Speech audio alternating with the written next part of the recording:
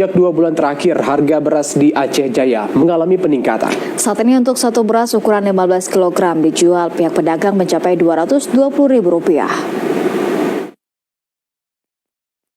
Harga kebutuhan pokok dalam 2 bulan terakhir di sejumlah pasar dalam Kabupaten Aceh Jaya masih tergolong cukup tinggi. Akibatnya para pedagang dan pembeli sangat mengeluh lantaran harga beras tidak mengalami penurunan.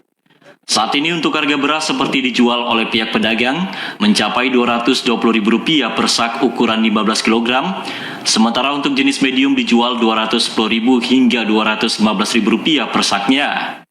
Tingginya harga beras saat ini yang dijual oleh para pedagang lantaran mahalnya harga tebus dari pihak pemasok sehingga pihak pedagang menjual dengan harga tinggi. Akibatnya mempengaruhi daya beli dari warga mengalami penurunan yang signifikan dibandingkan sebelum mengalami peningkatan. Salah seorang pedagang, Taufik, mengatakan terjadinya peningkatan harga beras di Aceh Jaya salah satu penyebab kurangnya beras dari lokal sehingga untuk memenuhi permintaan pasar terpaksa dipasok dari luar daerah.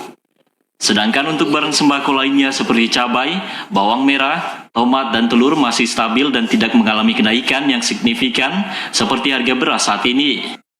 Harga beras untuk saat ini masih harga normal, dari premium 220, yang biasa ini 215, 210. Udah berapa lama Bang terjadi harga segitu Bang? Harga segitu mungkin udah 2 bulan atau 3 bulan yang lalu lah naiknya. Mungkin dulu dari harga 180, 185. Sementara itu, Suryati, seorang ibu rumah tangga, menyampaikan atas terjadi kenaikan harga beras saat ini sangat merasakan dampaknya terhadap dirinya karena jika sebelumnya biasa membeli 1 sak, saat ini harus dikurangi. Penyebabnya kan berasnya terlampau mahal. Udah tuh kan sekarang kan masyarakat daya belinya kan kurang karena nggak ada uang kayak gitu kan. Mudah-mudahan kami minta sama pemerintahan bisa diturunkan harga beras.